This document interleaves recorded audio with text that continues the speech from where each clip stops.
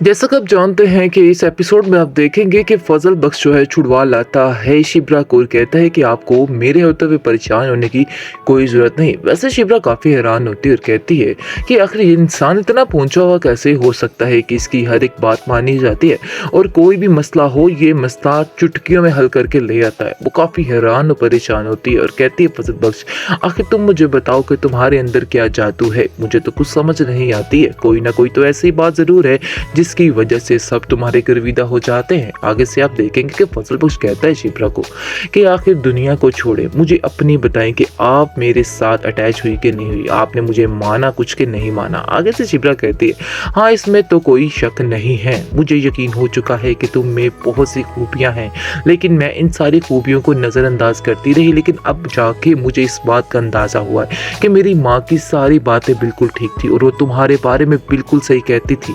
लेकिन पहले मैं ये बात मानने की इनकार करती थी और कहती थी, सुकैना से लड़ती रहती थी और कहती थी नहीं बिल्कुल ठीक बात है, यानी कि तुम बिल्कुल किसी काबिल नहीं हो। लेकिन अब जाके इस बात का अंदाज़ा हो चुका है कि वाकई तुम में कुछ खास है, जिसको सुनकर बहुत ज़्यादा फजल बख्श खुश हो जाता है क्योंकि वो जानता है कि शुरुआत हो रही है और शुरुआत में ऐसा ही होता है। अब वो समझ चुका है कि शिब्रा का दिल उसकी तरफ माइल हो रहा है, जिसकी वजह से वो बहुत ज़्यादा खुश होता है और सुकैना को कहता है, सुकैना तुम्हारी मुराद पूरी हो चुकी है, देख लो कि अब क्या हो रहा है। यानी कि अब सुकैना जो है वो भी काफ़ी खुश है और कहती है कि देख लेना अब सब कुछ ठीक हो जाएगा। लेकिन सुकैना अंदर ही अंदर से जानती है कि जब ये सारी हकीकत खुलेगी और शमीर की असलियत सामने आएगी तो फिर क्या होगा, क्योंकि वो जानती है अपने बाप को और उसके बाद जानती है अपनी बहन शिप्रा को कि अगर उनको इस चीज़ का पता चल गया क्या वो शमीर को एक्सेप्ट कर पाएंगे या फिर शमीर को ऐसे ही ठुकरा दिया जाएगा।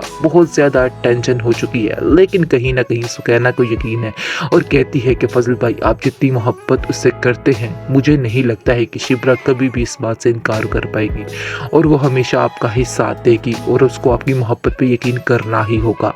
आगे से आप देखेंगे कि शमीर कहता है कि दुआ करो बस ऐसा ही हो, जैसा हम दोनों सोच रहे हैं वैसा ही होना चाहिए। जहाँ तक रही बात तुम्हारी, तुमने मेरी बहुत मदद की है, वाकई में तुम मेरी बहन हो और मैंने तुम्हें अपनी बहन ही तस्लीम किया है। ये रिश्ता रहे ना रहे लेकिन फिर भी तुम्हारा मेरा ये बहन भाई का रिश्ता ज़रूर रहेगा, इसलिए तुम्हें कभी भी किसी भी चीज़ की ज़रूरत पड़ी तो कभी भी परेशान मत होना और खुद को कभी भी अकेला मत समझना। मैं हमेशा तुम्हारा साथ दूंगा और समझो तुम्हारे साथ खड़ा हुआ हूँ। तुम्हें किसी चीज़ के लिए किसी बात के लिए परेशान होने की कोई भी ज़रूरत नहीं है। शमीर उससे बहुत खुश है क्योंकि वो जानता है कि वो उसकी हर चीज़ में मदद कर रही है और हर बात में उसकी मदद करना चाह रही है और कहती है कि आपको बिल्कुल भी फजल भाई परेशान नहीं होना, मैं उसको पूरा मनाने की कोशिश करूँगी और मैं जानती हूँ कि कभी ऐसा हो ही नहीं सकता क्योंकि जो इंसान किसी से सच्ची मोहब्बत करता है वो उसको मिलकर ही रहती है चाहे जो मर्जी हो जाए। और वैसे भी हमारी माँ तो आपकी दीवानी है, वो तो आपसे इतना प्यार करती है कि आपको सगे बेटे से ज़्यादा मानती है, उनको आप पे बहुत ज़्यादा यकीन है, वो तो कभी भी ये यकीन नहीं तोड़ने देंगी किसी को। और जैसे उन्हें पता चलेगा कि तुम शिप्रा से मोहब्बत करते हो तो वो और ज़्यादा तुम्हारे करीब हो जाएंगी और ज़्यादा तुमसे प्यार करने लगेंगी। मुझे यकीन है कि वो शिप्रा और अपने शोहर को मना ही लेंगी और कहेंगी कि नहीं वाकई में फजल के अलावा और फजल बख्श के अलावा और कोई भी चॉइस हमारे घर में शिप्रा के लिए नहीं आ सकती, सिर्फ और सिर्फ फजल बख्श इस घर का बड़ा दामाद बनेगा। जिसको सुनकर आप देखेंगे कि बहुत खुश होता है और बैक में वो अपने बाप के बारे में भी सोचता है, लेकिन वो सोच के थोड़ा सा अफसुर्दा हो जाता है। लेकिन वो सोचता है कि वो हर चीज़ को संभालेगा, हैंडल कर लेगा और अपने बाप को भी समझा लेगा कि आखिर उसकी क्या मर्जी है और क्या मर्जी नहीं है। जी नाजरीन, तो फाइनली हो चुका है घर में गहमा गहमी का समा क्योंकि हमारी शिप्रा बाजी घर आ चुकी हैं खैर से और फिर से वही हंटर वाली लाइफ गुजार रही हैं, यानी कि बिल्कुल भी सुधार नहीं आया जिसकी वजह से उसकी माँ बहुत परेशान है और कहती है शिप्रा तुम नहीं जानती हो कि तुम्हारी वजह से हमें कितनी जिल्लत उठानी पड़ी है, लेकिन तुम्हें अभी भी किसी बात की कोई परवाह नहीं है। अभी भी मैं तुम्हें कहती हूँ अपने इन तरीकों को बदल डालो, अगर तुमने ये अपने तरीके ना बदले तो यकीन मानो कि ज़िंदगी बहुत मुश्किल हो जाएगी और मैं नहीं चाहती हूँ कि तुम्हारी वजह से तुम्हारी बहन सुकैना की ज़िंदगी तबाह हो जाए। जिसको सुनकर फजल बख्श कहता है कि मुझे समझ नहीं आ रही शिप्रा की मामा कि आप इस तरह की बातें क्यों सोचती हैं, आपको ऐसी बातें नहीं करनी चाहिए, शिप्रा का साथ देना चाहिए, शिप्रा कुछ गलत नहीं कर रही है, जिसको सुनकर उसकी माँ कहती है कि तुम नहीं जानते फजल बख्श, ये दुनिया हम जैसे लोगों के लिए बहुत मुश्किल हो जाती है। हमें यहाँ पे ज़िंदगी गुजारने के लिए कुछ तौर तरीके, कुछ असूलों की ज़रूरत होती है। शिप्रा कहती है मैं यही असूल तो कायम करना चाहती हूँ। मैं आपको बताना चाहती हूँ कि हर वक्त एक जैसा नहीं रहता है। आप क्यों इस तरह की बातें सोचती हैं?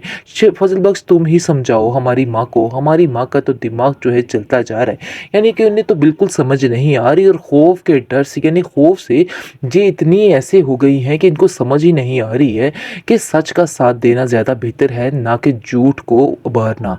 आगे से आप देखेंगे कि फजल बख्श भी काफ़ी परेशान है, क्योंकि अब वो मोल लेने वाला है दुश्मनी अपने बाप से, शिब्रा की वजह से। क्योंकि कहीं ना कहीं दाऊद को पता तो चल चुका है कि कोई ना कोई गड़बड़ तो ज़रूर है, जिसकी वजह से शमीर उस फैमिली के पीछे हाथ धो के पड़ चुका है और उसके ऊपर आँच भी नहीं आने दे रहा।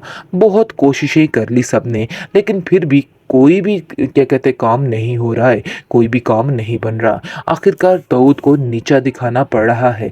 ये उसके लिए सबसे बड़ी हार है, और ये हार वो बर्दाश्त नहीं कर पा रहा है। जिस पर उसकी बेगम कहती है कि आखिर ये शिब्रा है कौन, क्यों ये लोग इसको इतना सर पे चढ़ा कर रख रहे हैं और आप भी उसके आगे खामोश हो जाते हैं। आपको ऐसा नहीं करना चाहिए। आपका बेटा भी उसके सामने अपनी ज़ुबान ही नहीं खोलता है। जिसको सुनकर आप देखेंगे कि दाऊद कहता है कि मुझे ऐसा लगता है कि जैसे वो इंसान उससे प्यार करता है, जिसकी वजह से वो ये सब कुछ कर रहा है। सुकैना घर में बहुत ज़्यादा उदास बैठी होती है और कहती है कि पता नहीं मेरी रुखसती कब होने वाली है, क्योंकि मुझे तो टेंशनें मज़ीद बढ़ा चुकी हैं। बहुत ज़्यादा फूफो जान भी परेशान है कि कहीं ऐसा ना हो कि हमसे रिश्ता जोड़ने के बाद उनकी ज़िंदगी में सुकून नामी कोई चीज़ ना रहे और आकर हर चीज़ उनकी तबाह हो जाए। इस बात ने उसे खौफ में डाल दिया हुआ है, क्योंकि ज़ुहैब ने और उसकी माँ ने कई दफ़ा उसको फ़ोन किया है और कहा है कि अपनी बहन शिब्रा से बोलो कि तुम्हें ये तमाशे छोड़ने होंगे, वरना ज़िंदगी तुम्हारी भी मुश्किल हो सकती है और हमारी भी ज़िंदगी मुश्किल हो सकती है और हमारे रिश्ते पर भी फ़र्क पड़ सकता है। लेकिन ये बात कहाँ समझने वाली है शिब्रा। शिब्रा उन्हें कहती है कि अगर आपको मंजूर है शादी करना तो कर लीजिए, वरना रहने दीजिए, क्योंकि हम भी कोई गिरे पड़े लोग नहीं हैं। शिब्रा के लिए, सुकैना के लिए और बड़े रिश्ते। लेकिन कहाँ ये बात सुकैना भी जानती है। वो ज़ुहैब से बेहद प्यार करती है और कभी भी उसके साथ ऐसा नहीं कर सकती है और ना ही कभी ज़ुहैब को छोड़ सकती है। ये बात तो तय है कि वो रुखसत होगी तो सिर्फ़ और सिर्फ़ उसी के घर ही रुखसत होगी, और इस चीज़ का वादा कर दिया है शमीर ने और कहा है तुम परेशान मत हो। दाऊद आ जाए या वऊद आ जाए, कोई भी आ जाए, तुम्हारे रास्ते में कोई भी रुकावट नहीं बन सकता। तुम बिल्कुल बेफ़िक्र हो जाओ, सब कुछ ठीक हो जाएगा। देख लेना चंद ही दिनों में तुम्हारी रुखसती भी हो जाएगी। तुम्हें टेंशन लेने की कोई भी ज़रूरत नहीं है।